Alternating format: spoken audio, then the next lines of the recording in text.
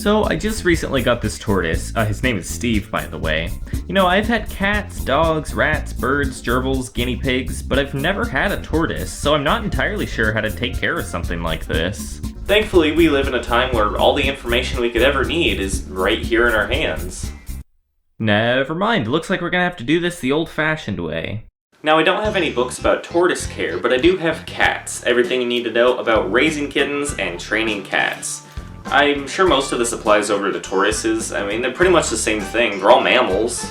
This book was published in 1957, but I'm sure this will still all apply to modern day. I mean, think about it. Cats are the same in 2021 as they were in 1957, probably, and the same goes for tortoises. I'm sure nothing in this book is aged poorly in the slightest. I really don't know how this book came to be in my possession. It looks like it was stolen from the San Diego County Library, but there's also a Goodwill sticker on the side and a Zia Records receipt inside, so I have no idea. Do you love cats? Do you have one? Do you plan to get one? No one knows more about cats and taking care of them than Marjorie Farnham Schrody. That is a very bold claim, Marjorie. The book is so much fun to read. Fun to read? Okay, you got me at fun to read. If there's a pet shop in your vicinity, your search for a cat may be ended. Go in and look around. Talk to the manager. See if he is friendly and willing to please. Do the animals come right up to the door of their cages when you walk over, or do they run back into a corner? Are their eyes running, or are they weak looking?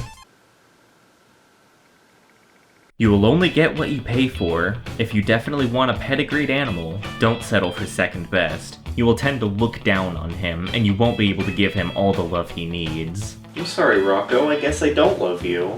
So as you can probably tell, this book is pretty intense. I've never felt like I'm being shouted at while reading a book about cats.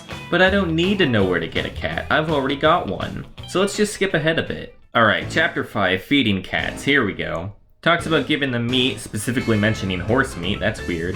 Milk, bones, your typical tortoise stuff. Hamburger for cats is pointless. First of all, a cat would rather grind his own meat. Oh my god, I'm so sorry, I never knew. Spicy foods are not for cats. Most of my own cats have a passion for ravioli. The minute they smell it, they come leaping up onto the table and steal it from under my very nose. Did John Arbuckle write this book? It also mentions you should feed your cat one raw egg every day. Now alright, feeding my cat horse, that's one thing. I draw the line at eggs. Moving past eating habits, there's some general care information next. Here's a picture demonstrating the proper way to hold a cat. Doesn't he look happy? There's another picture a few pages later showing the correct way to bathe your cat, and then we get pictures showcasing the wrong ways to bathe your cat. Wrong! A cat's eyes are as sensitive to soap and water as your own. Don't be cruel in bathing your cat. Keep his head dry. Do not allow any soap or water to enter your cat's eyes, as it will only make him uncomfortable and bring tears to his eyes. That's right, guys, never do that. Unless you really need the picture for your book. Then go to town. After the bath, remove your cat with 2 hands like this. Training. Alright, here we go. Let's teach Steve to do some tricks. You can try teaching cats to shake hands. Sometimes they will, but most of the time they seem to consider it beneath them, although it is obvious they realize what you expect. Steve, you get out here and shake my hand.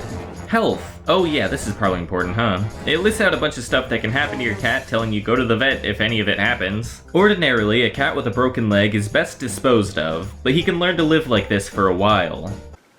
Disposed of? Well, I'm glad that book's finally disposed of. Maybe the 50s is too old. Let's try something from the 80s. National Geographic's Book of Mammals from 1981. It has information on every mammal on the planet, so surely this will teach us about tortoise care. Neither volume has anything on tortoises. Were these written by amateurs? You know what? I think tortoises actually came out after the 80s. That makes sense then, I'm sorry. I think we'll need something a little more modern and up-to-date. Something like how to talk to your cat about gun safety. Unlike the cat's book, where it's mostly general knowledge, this one's all about communicating with your cat and raising them properly. How to talk to your cat about Satanism. Hopefully I won't need this, but it's good to know, I suppose. How does Satan lure young cats into his fold? First one on here is books. Wait a minute. Dungeons and Dragons? Video games? Television? Rocco!